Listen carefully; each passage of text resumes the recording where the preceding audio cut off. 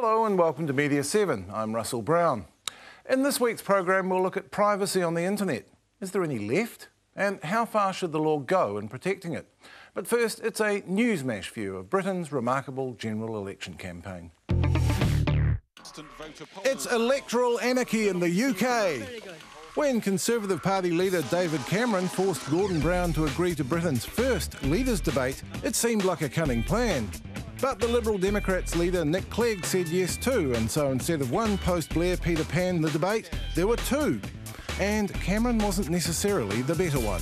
Mr. Clegg. I'm not sure if you're like me, but the more they attack each other, the more they sound exactly the same. I think the world has moved on, and I think you two need to move with it. By the end of the Gab Fest, the campaign had its first catchphrase. See, I agree with Nick. I agree with Nick. Nick and I are agreed. And in one of the least abashed exercises of media ownership power ever, The Sun, the Daily Telegraph and the Daily Mail were directed to go to war on Clegg on the day of the second debate. The stories, based on an out-of-context quote from an 8-year-old speech and secret payments that turn out to have been properly declared, weren't up to much. But the damage was done. Or was it? Enter another catchphrase. Yes, they were all at Twitter. And the country that would have a Christmas #1 every week if it could, hurled itself into a media maelstrom, from the football pitch size extravaganza of BBC Newsnight. Did Brown and Cameron stop Clegg mania in its tracks? To the campaigners' reality show on Channel 4. Scrutinising the three men who want to be Britain's next boss. And Andrew Neil's Cheapest Chips panel show this week took a famous historian, got him pissed, what a rubbish job, and wheeled him into the studio. Nick Clegg actually managed from the beginning to relax. He had an easier job. Alongside another Peter Pan kiddie minister.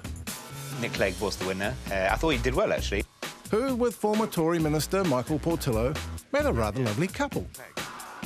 In contrast to the sometimes unwatchably weird American election coverage, it seemed that no one was taking themselves too seriously. We're off to find a PM for number 10. The BNP fended off parody by simply being beyond parody. And, reassuringly, this picture was a hit. Because when you're as screwed as Britain is, you've got to laugh, don't you? And we'll keep watching that for you. Now, in March, the Law Commission published a review of the Privacy Act 1993, asking in part how the law should be amended to take account of the internet. What we do, say and look at online isn't as much of a secret as we think. The machines at Google even read our Gmails. In Google's case, we get great free services as our part of the bargain. But our Privacy Commissioner recently joined those of 8 other countries in a letter complaining that Google had shown, quote, a disappointing disregard for fundamental privacy norms and laws in launching its new Buzz service. And that's not all. Jose Barbosa looks at the party question. One of the concerns the Law Commission has with the Privacy Act is Section 56, which outlines several exemptions regarding the collection of personal information. One such exemption is where information collected or held by an individual is in connection with that individual's personal, family, or household affairs. For example, this is Marcus. Hi. Marcus is holding a pretty wicked party and he's going around taking photos. This kind of activity is exempt from the Privacy Act, and it works pretty well. But then the internet came along and created some new concerns. To illustrate how, let me introduce you to Hamish. How are you, man? Hamish has drunk his weight in CC and dry, and is having a blinder. The next morning, Marcus uploads all the photographs from the party to Facebook. A lot of them feature Hamish. Unfortunately, the hiring manager at a generic company sees the photos, including the ones of Hamish. As a result, Hamish, who's been waiting weeks for a job interview, doesn't get the job.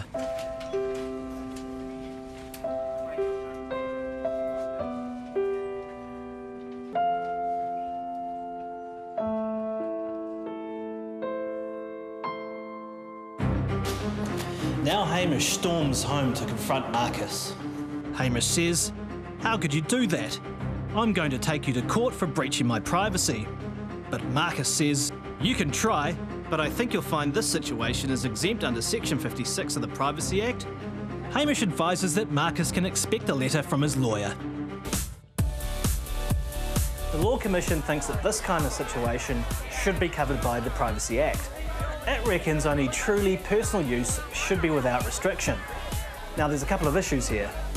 How do you define exactly what personal information is? And if such an amendment is made to the Act, what will be its impact on how online information can be used? Having said that, people should just behave themselves at parties instead of acting like complete mingers. God knows I always try to comport myself with dignity. Oh! Jose Barbosa there, all posed by actors. With me now are internet lawyer Rick Shearer, the man whose marketing newsletter provided a wake-up call for many on the Privacy Act review, Michael Carney, and journalist and Facebook user Deborah Hill-Cohn. Welcome to you all. Hi. Now, Rick, let's jump straight into it. Mark Zuckerberg, the founder of Facebook, recently declared that the era of privacy is over. He would say that, but did he have a point? Well, of course he would say that. It's interesting, the Facebook example, of course, because Facebook itself found in Canada, where Facebook is very, very popular, that when the Privacy Commissioner came along to them and said, well, hold on a minute, Facebook, you're actually changing your terms, doing something wrong, they actually backed down in Canada and have actually changed their terms. So privacy is not dead. It's morphing, it's changing as we move into the cloud and onto the internet, but it's definitely one of the rights that is becoming increasingly important, I think. How much of an influence on the way these companies behave is it that there is no overarching privacy law in the US, so they can kind of do what they want on home turf, can't they? Yeah, well, there are privacy laws in the US. In fact, most privacy laws in the world stem from the US, not statutory law, but some of the old case law in the US. But yeah, it's fair to say that the US has struggled with the idea of privacy. They have a First Amendment right to free speech, which in some senses is inconsistent with it. But what they're trying to do is really commercialise a whole lot of information, and that's where the tension lies. And this is all new, isn't it? I mean, clearly the Law Commission thinks the law, 1993 law, needs to be updated. Do you agree? Yeah, I think it does. The issue is that there is a massive amount of data about all of us online, and traditionally that data was doled out by us piecemeal. If someone came up to us in the street and asked us, can you give us information about where you live, who your friends are, what you read yesterday, what you ate yesterday, what you bought yesterday, what searches you've done, what websites you've been on, we would have said, well, sorry, go and take a running jump. But now all of that information is available. Each piece by itself isn't objectionable, but when you combine them all together, it gives us this online personality. And we do it without thinking. Michael Carney, why do the likes of Facebook and Google want to collect so much of our information and not only collect it but to make it public? Is it because they're evil? I'll say no. Others might have a contrary opinion. By and large, it helps both Google and Facebook not only with their day-to-day operations but also with selling advertising or marketing to those companies who wish to reach people, and not just everybody, because we have a long and illustrious history of interrupting people with annoying advertising. So instead we'd much rather serve advertising that's relevant to you. And in the process, of course, relevance is in the eye of the database. So it's all about targeting. It is. How is that done online? Well, there are lots of different ways. The simplest way is if you join a website and sign up and become a member of that website, then clearly they will have information about you and whatever transactions and purchases you made. But there's also a new breed of advertising based around behavioural targeting, wherein the data is collected and we see not necessarily you as an individual, but what we see is what you've done online. So, for example, if you went this morning and searched for car information on Google, by this afternoon you'd be being served car-related advertising if you went to a site that serves Google Ads. And, you know, and none of that is terribly threatening, but it's the unscrupulous advertisers, and by and large the New Zealand advertising industry doesn't have much truck with those people, but those unscrupulous advertisers who prowl and serve ads based on what we know about you, that you went searching for health-related information, for example, and so here's an ad which is in fact a scam. Those are the things that are the concern. Yeah, I was quite astonished to actually check before the show. I checked to see whether I had any tracking cookies in my browser, and I had maybe 15 of them, and I thought I'd switch those off.